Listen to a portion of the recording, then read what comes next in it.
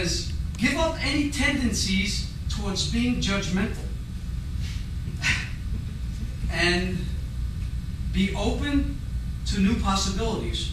Others delight when they hear your point of view. Express ideas and humor. Tonight, let the good times roll. Yeah. It's fucking yesterday's paper. Let's get started. I got some cards in this bag here with some things written on them. Some of them kind of piss me off. Some of them are stories.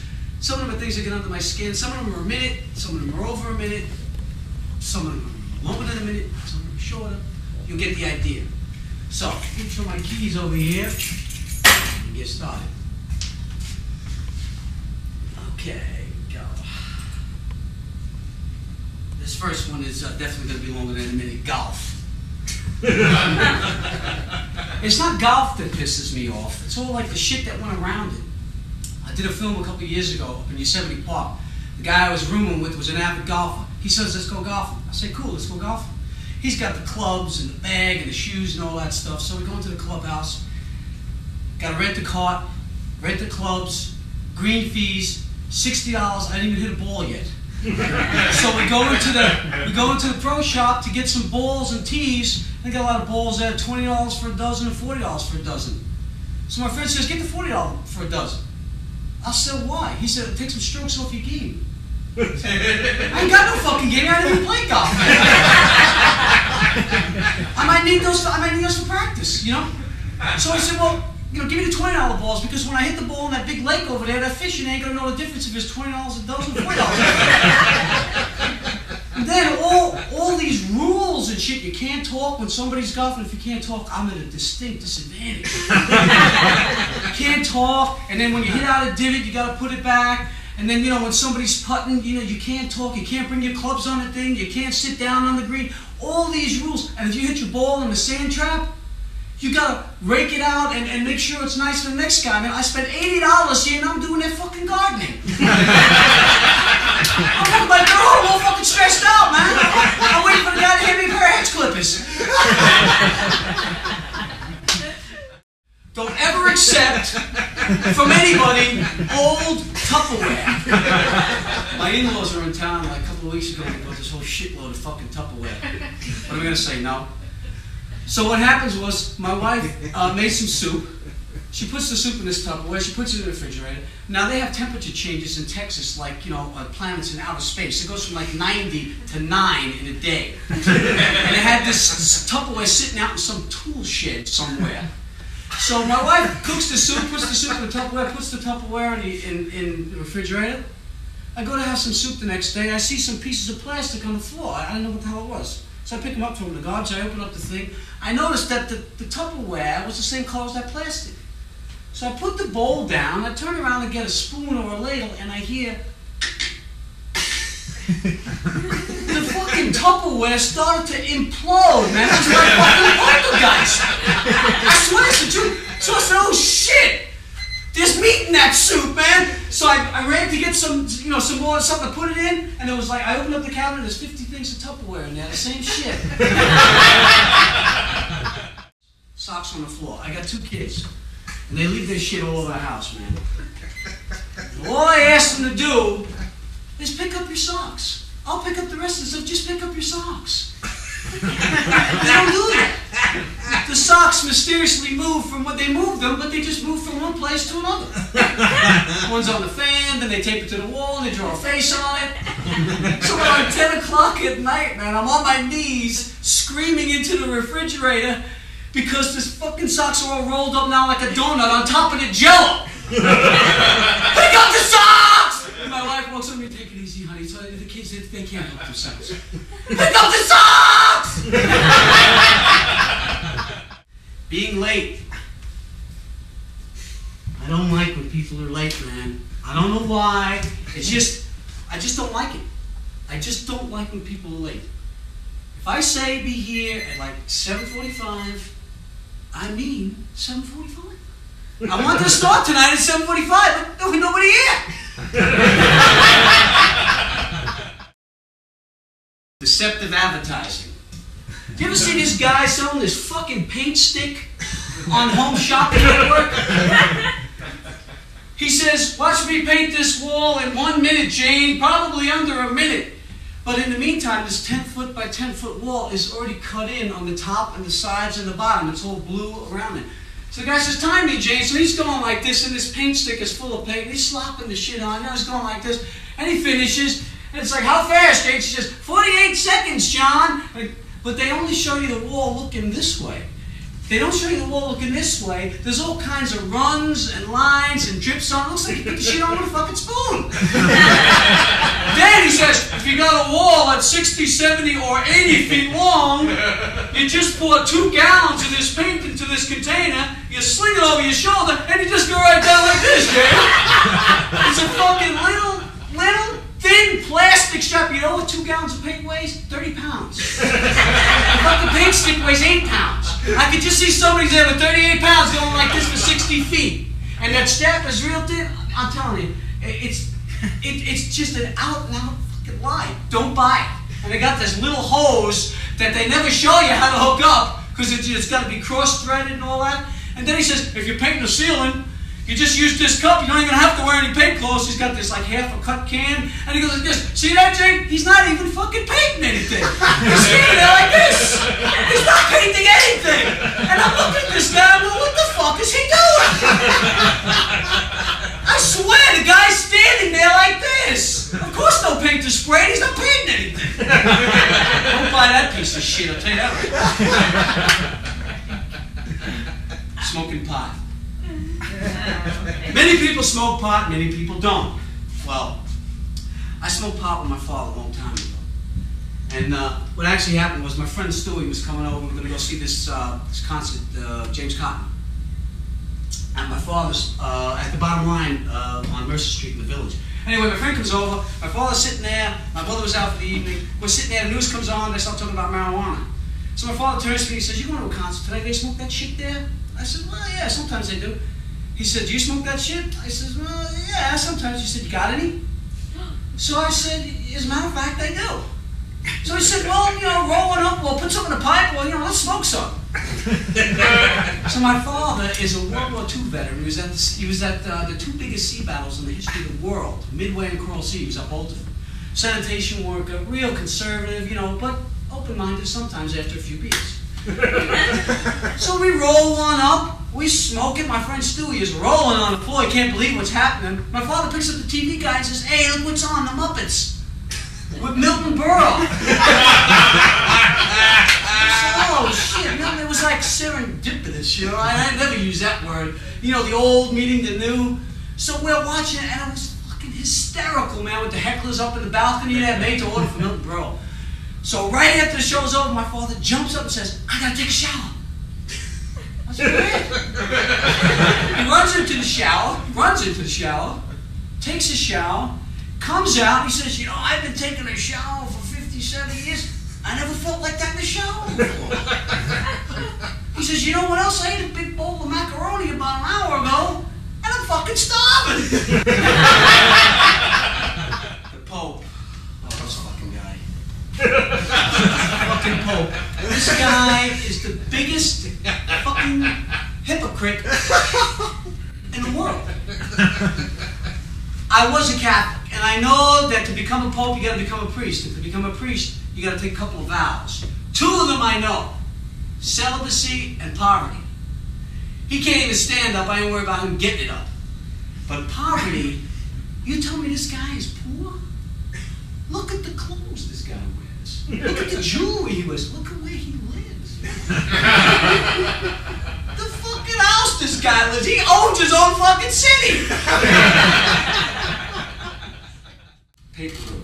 My brother had a paper out, man, when he was like, when he was about 11. And my father used to like to eat dinner at 5 o'clock on the bucket. So my brother had this paper out. The first week he had the paper out, I came on 5 after 5, 20 after 5, 10 after 5. It was rubbing the old man the wrong way. So on Thursday, my brother comes home late. My father says, you'll be here tomorrow, 5 o'clock. The fucking world comes to an end at 4:30. You'll be here 5 o'clock anyway. I don't care. Next day, 5 to 5, minute to 5, 5 o'clock, no Chuck. I said, my father just looked at his watch and said, Jesus Christ. So I walked to the front of the apartment where we lived, and I looked up the block, and there's my brother, man, at the top of the block. He's flying down the block, man, on a Stingray. He must be 160. He jumps off the Stingray, and the Stingray goes into the alleyway all by himself. He's flying up the stairs, man, tripping and banging and flying up the stairs, going up the 4 flights of stairs. And I hear him, but it's too late. He could have been in the house there, it wouldn't matter. And my father's waiting behind the door. My brother Jimmy's in the key. He flings open the door and he says, I made it! The door closes. My father went, pow! My brother went sailing into the bedroom, man. Like, you know, like on the cartoons, the curtains went whoosh. And he just walked over and he said, I told you 5 o'clock. Get in and eat. Stupid questions. I was on the 101 freeway and I was involved in a boating accident. I was driving eastbound in the left-hand lane. So I'm driving, here comes the inlet to the 405 coming into the 101, headed east. I look in my side view mirror there, and here comes a fucking catamaran. Out of nowhere. Nobody's towing it. I guess somebody was towing it. So I go, what the fuck is that? By that time, the thing cut into my lane. Boom! I hit it. Sparks all over the place. I skid, nobody was hurt. We pull over to the side of the road. I'm looking around. I can't believe what's happening. The sail is up in the tree there. People are giving me the finger and everything. So anyway, the chip guy comes over with a big smile on his face. What happened? I said, well, the fucking boat, you know. Came over my head. It's a boat. So he takes all my information. He says, somebody wants to talk to you. I said, who? He said, the Coast Guard. I said, the fucking Coast Guard? So the guy comes over to me and he says, what happened? I said, first of all, you know, what are you doing here? He says, any boat over 30 feet long involved in an accident has to be reported to the Coast Guard. You got me, okay. The first question he asked me, was I wearing a life jacket at the time of the accident?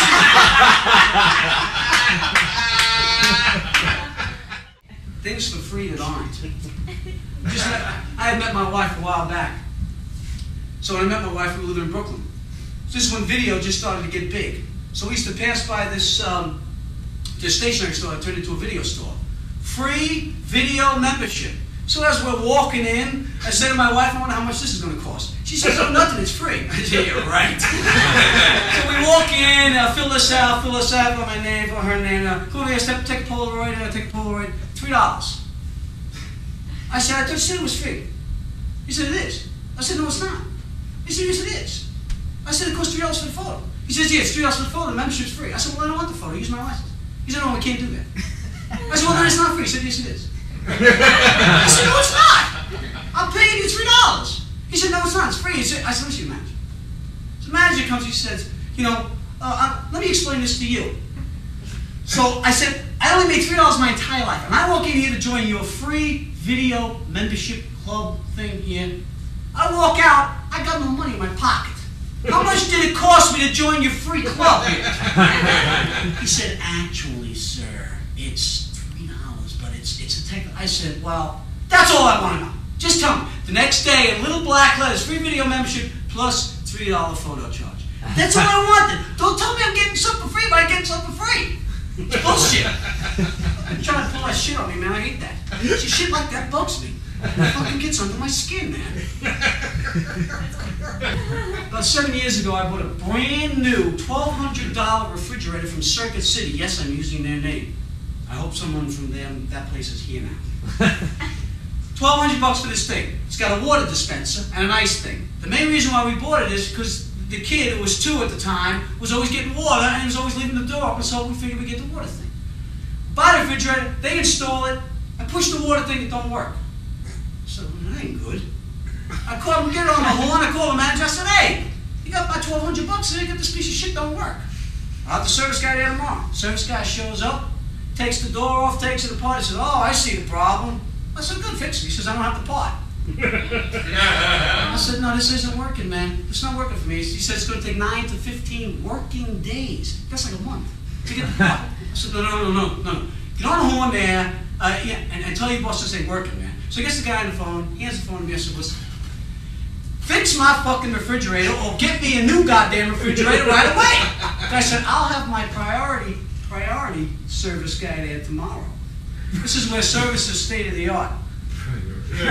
Next day, no call, no service guy.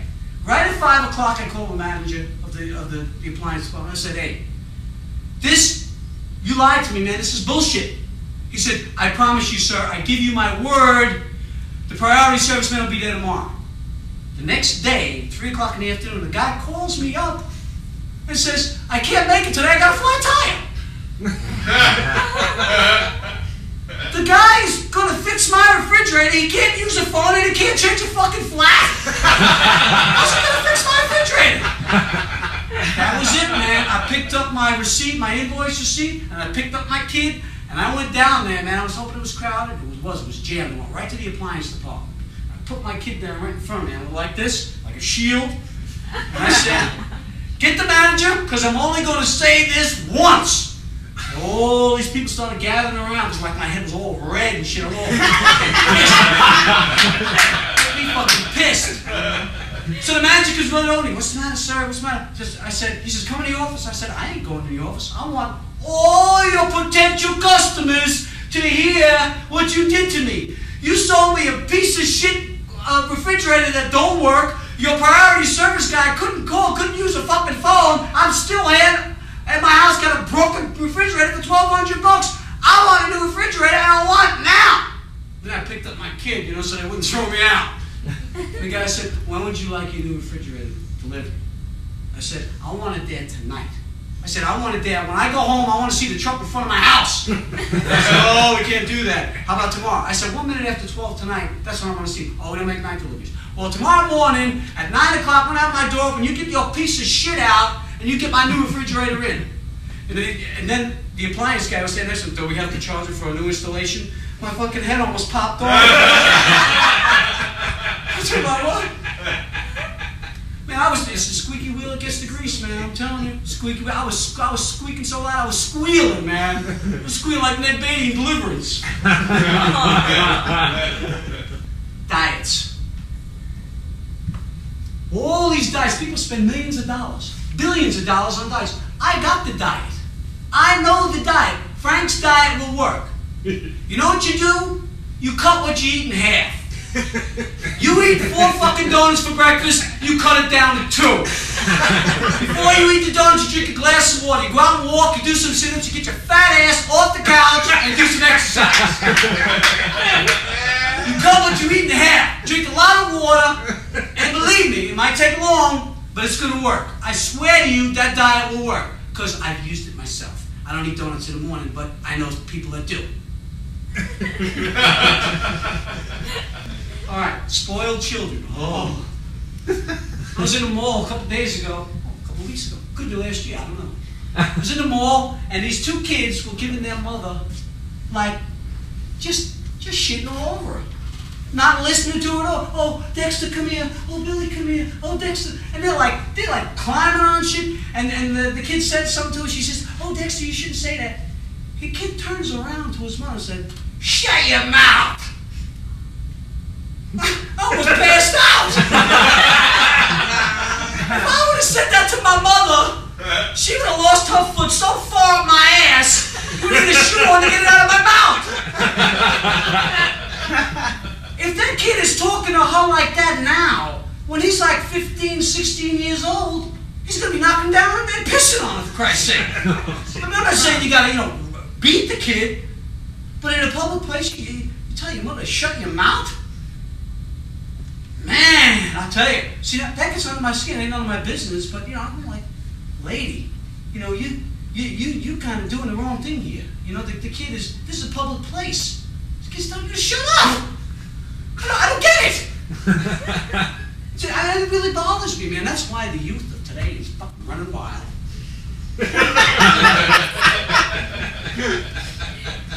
Friends. Not friends, companions, but friends. The television show, NBC. are these 5 or 6 of the fucking goofiest 30-year-olds that act 10 you've ever seen in your life?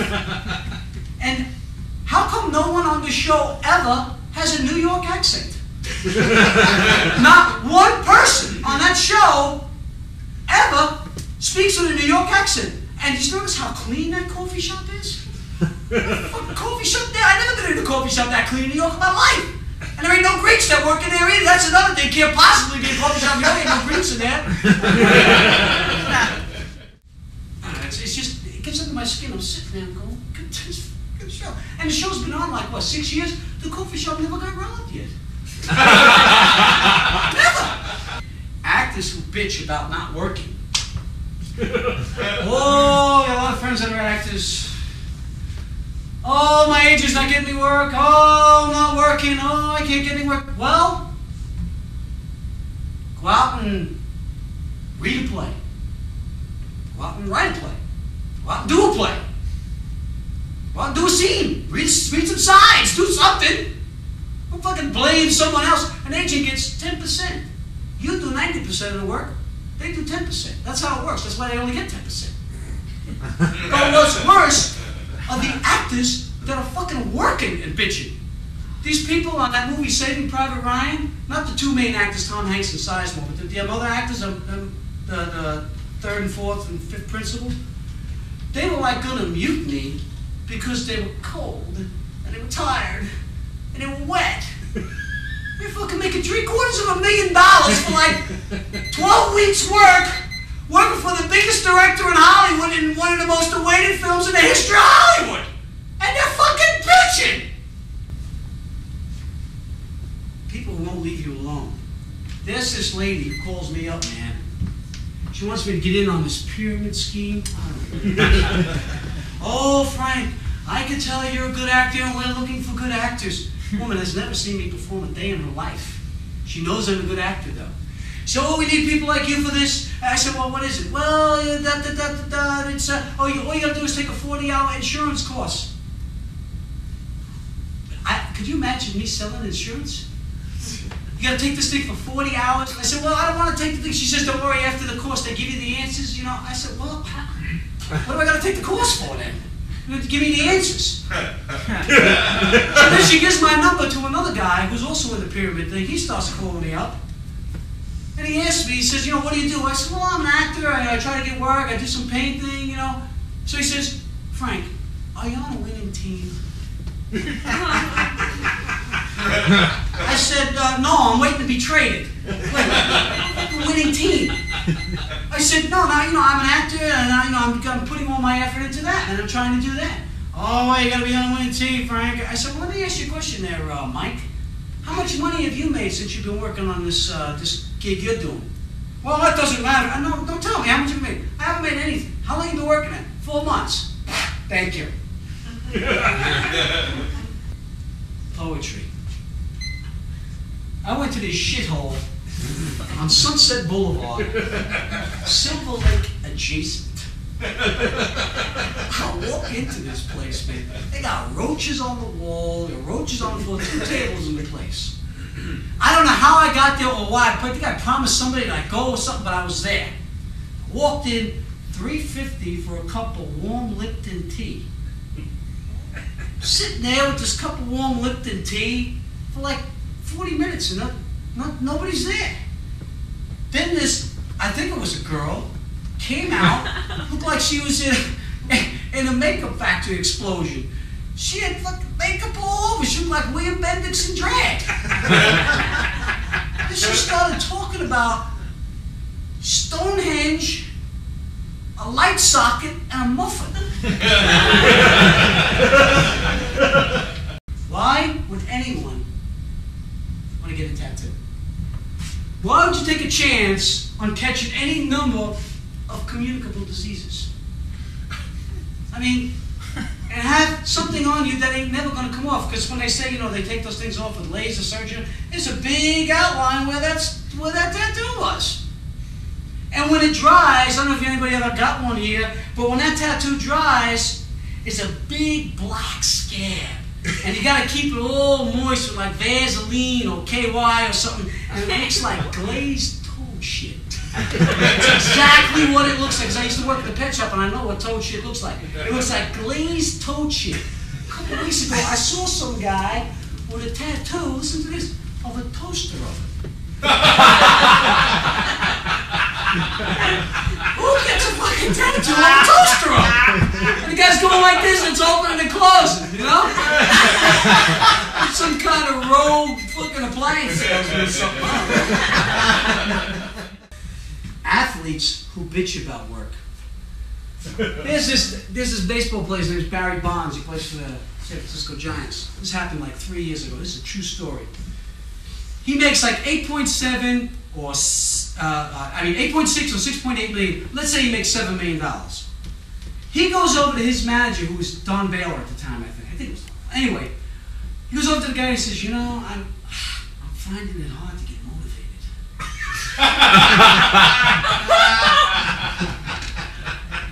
It's a true story, man. Finding it hard to get motivated. I figured it out, man. $7 million. They play 162 games scheduled. And the big stars, they don't play every game. They go to a small shit market, shit team, they don't play. They sit. So they sit like 15 games. 162 games, they make $43,000 a game. Over $43,000. So if they play less than 162, they make a whole lot more than that per game. Say $50,000 a game. And this fucking scumbag can't get motivated to fucking play for $50,000 a game. I have the right to get pissed off. And there's people out there laying carpet, filing papers, working on a computer, cutting grass, selling grass that ain't making $50,000 a year. This some guy making $50,000 for 3 hours work. You know what I'm saying? I mean, I fucking want to smack him in the face and piss in his ear at the same time. It's like, fucking Barry, wake the fuck up, man. Fucking hump. Pisses me off. Because it ain't right. When the umpire says, you know, start work, he doesn't say, work ball. He says, fucking play ball. Play ball, Barry. Not fucking work. Play. Pisses me off, man. Everybody knows them speakers, they don't work. And when they do work, they're all hazy. And the person on the other end, you know, don't speak English. That's just the way it is. I don't know where they're from, but they speak English. So, I order my stuff. Give me a Big Mac. I drive around. I very rarely get that stuff, but once in a while I do. So I get it. I get home. It's the wrong shit. It's the wrong shit food. It's shit food to begin with, and not only that's the wrong shit food. It's a fucking Big and Tasty. I hate that thing. So then I called him up and I said, you know, I just ordered a Big Mac. How hard is it to go Big Mac? How hard is it to do that? It must be very hard. So I called him up and the guy said, well, we can give you another Big and Tasty. I said, I don't want a Big and Tasty, that's why I'm calling you up. There's not a Big and Tasty. I don't want another Big and Tasty, you gave me the wrong thing. Oh, what's the problem, sir? I just told you the problem. I went to order a Big Mac, give me a Big and Tasty, I didn't want it. Tell you what I'm doing, hear this? And I open up the garbage and I throw it in, that's your burger going in the garbage. Come back and get my money. So shit like that pisses me off, man, because it ain't right. It's not right. People who talk during class. Just started taking this karate class about a year ago. It's really hard to learn, man. And I'm pretty thick. It takes me a long time to learn something, and I'll be the first to admit it. I'm not the brightest guy in the world. So I really gotta listen. I really gotta focus, and I really gotta listen. Because it's a lot of, you know, it's a lot of hand stuff and hand movements and, you know, eye hand and all that. And this one person just keeps talking all the time. All the time. Going like, you know, to myself. Because you're not really supposed to, you're supposed to learn passivity in the class, you know. And it's hard for me.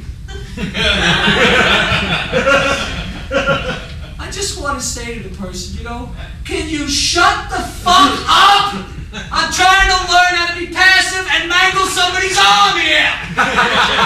Can you please shut the fuck up? Sneaker sales. This Big Five has these sneaker sales like every other Wednesday or something. So I go there. As soon as the store opens up, I say, you got them $110 sneakers for $39.99. Give me a size 8. Oh, Oh, I have no size 8. I said, why not? Well, it didn't come in the shipment. I said, well, you know, what do you want from me? You advertise, you got it here. I'm a size 8. Maybe, you know, 35% of the population is around that size. Don't you get it? Well, we have some other sneakers over here that are 220. I said, no, I'm here for the sale. The sneaker sale. The Big 5 sale. Where's the sneakers? And we have the little cut track shoe, the cross trainer. I said, no, I want this. I want this sneaker right here. $110 sneaker for $39. Oh, we don't have that. We can give you a rain check. I said, I'm not going to fucking rain check on my feet to play basketball. You kidding me or what? Give me the number of the manager. I want to call him right now.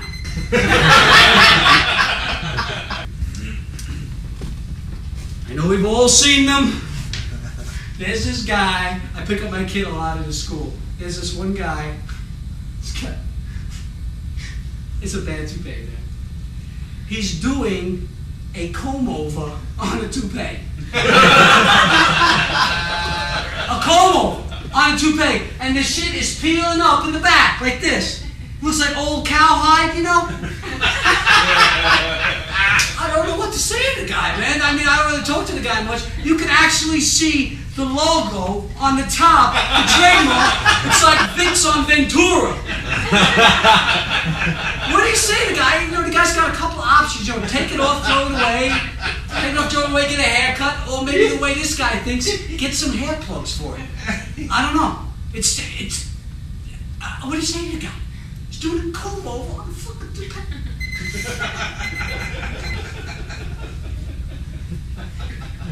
Bartending. I bartended at this place in Queens called Shay's Pub.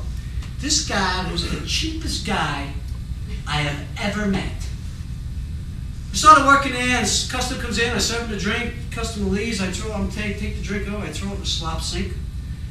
The owner, Nino, is the guy's name. He's got no teeth over here, he's got a milky eye, he's got his breath smells like a fucking sewer. He always says, what are you doing throwing that away? He pulls out the star and he says, we save these. I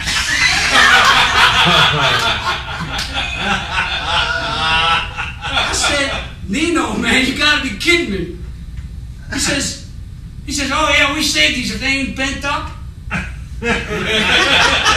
said, they cost like a dime for 10,000 of them. He said, see, they cost money. So facetiously I said, well, you know, what about the fruit, you know? He says, well, if that ain't squeezed too bad, we save that too. Just rinse it off. I said, you know, I ain't doing that, man. That's against the law. I ain't doing it. This guy used to have his wife come in at night on the weekends and get all the glass bottles in the place that were empty and go in the back. She had these rubber hip-high boots and this big rubber top and these goggles and this leather hat, this big long pin rod metal thing, and she'd go in there and pound this glass to dust just so they could get more trash in the trash bin. It's the truth, man. You couldn't move that goddamn trash bin. That shit was sinking into the top. I swear. This guy used to wear a trench coat when it rained and carry the boxes that the liquor used to come in, all folded up. So you got to go deposit some in the civil receptacles. And they go around and wait till they got wet so they roll them up easier and stick them in there. And you come back and say, I had to save at least 35 cents today. This guy was fucking insane, man. So, you know, it was material, so I said, you know, just keep going. But, you know, I quit. They fired me because he saw me lose a dime down the drain or something. I don't know. Warm pool water. Beginning of the summer, I went swimming where I live. Got a pool, sauna, jacuzzi. I stick my foot in the water, it's fucking piss warm. Piss warm. So I look at the temperature. On the outside, it's 86. I look at the temperature in the pool, it's fucking 88. That don't sit well with me, man. I gotta stay out of the pool to stay cool.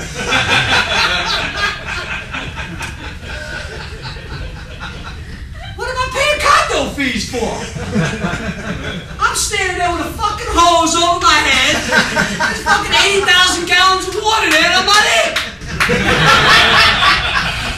Waiting tables. Worst fucking job in the world.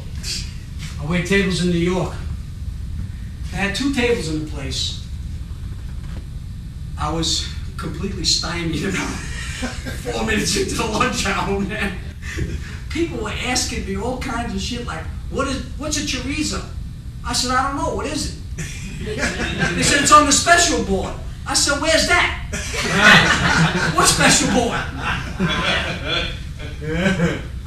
They said, oh, the special board. I said, oh, you know, so I'm running like crazy, man. I had a job unloading tractor trailers full of car batteries that I'd rather do 24 hours a day than wait tables. Halfway through the lunch shift, there's only like 4 people in the place. Table here and table here. I'm going like, you got everything, you got your drinks, you got your food, you got your condiments, your coffee's on the way. Can I get you anything else? No. I walk 3 paces away. Waiter, I come back. I said, what is it? They said, where's some more ice? I said, how much fucking ice could have melted from when I went from here to here? Please tell me that. And I went over to the manager and I said, please, let me load the rat traps, let me clean out the grease pit, let me clean the grill, let me get some ice, just get me away from these hungry New Yorkers, man. I can't handle it. It's the worst job I've had in my life, man. Jazz. Some jazz is good. Most of it's okay, I guess. I'm not crazy about it, but it's all right. I used to work at this place, Residuals, right up here on Vinyl and Ventura. Had jazz every Tuesday, whatever it was. There's one guy playing the sax. I'm going to mention his name. He was up there blowing all these bad notes, man. Real bad. Fucking terrible. You know, that guy's hurting my ears. It's really bad. So I'm going, you know, I'm doing my thing, you know, I'm bartending, you know, and the set's over, thank God. The guy comes over to me, he says, hey Frank, how's it going? You got a beer, you know, get a drink, you know? He said, how'd you like the set? I said, I'm not too crazy about jazz, man. He said, oh, how'd you like my solo? I said, you know, I'm not crazy about jazz. No, really, how'd you like it? I said, you backed me into a corner. You sucked. Fucking stunk. These people here must be fucking tone deaf because you stink. How are you making a living at this? You're fucking horrible. I don't even know that good jazz, and I know your jazz sucks. Can't never ask you again, man. People who think they're better than you. I used to work in Gramercy Park in the deli. And I'm telling you, man, the people that used to come in this place, Gramercy Park, New York City is like one of the really elite places to live. I mean, you just got to be filthy rich to live there. And these people come in the deli. Some of them were all right, but a lot of them had their nose in the air. This one lady used to come in, and she used to say, get me this and get me that. Not once, ever, please, or may I. I'm not saying you got to kowtow me, but it'd be nice. I only eat imported cheeses. I only smoke imported cigarettes. I only eat beluga caviar, imported cured meats. I only eat imported ice cream. She orders fucking Haagen-Dazs, right? I had to do it, man. I said, look, lady, you see this? Fucking Trenton, New Jersey. You see that? It's imported, all right? Over the fucking Kosciuszko Bridge in fucking Jersey, all right? So shove this up your imported ass.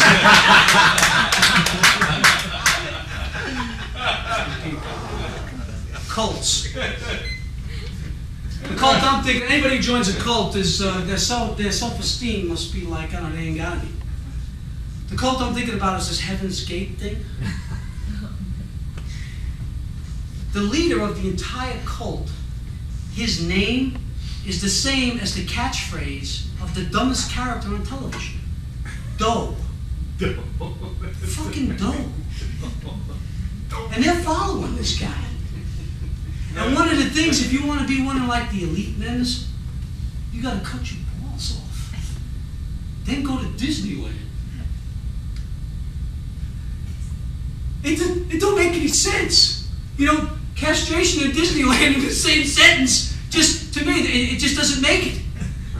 Castration, Disneyland, and then you end it all with some vitamin vodka, and it's off the hair bar. But you brand new sneakers that you probably bought at the Big Five, that's why I ain't got no more. I am down. See, either that clock was going to go off, I was going to pick out this last card here. Picking out the last card. This card says race. Ooh. There is no white, there is no black, there is no yellow, there is no brown. There ain't no colors, man. In this world, there ain't no colors.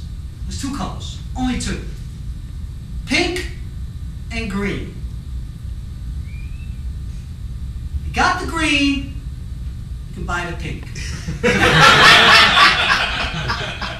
Got the pink, you can get the green.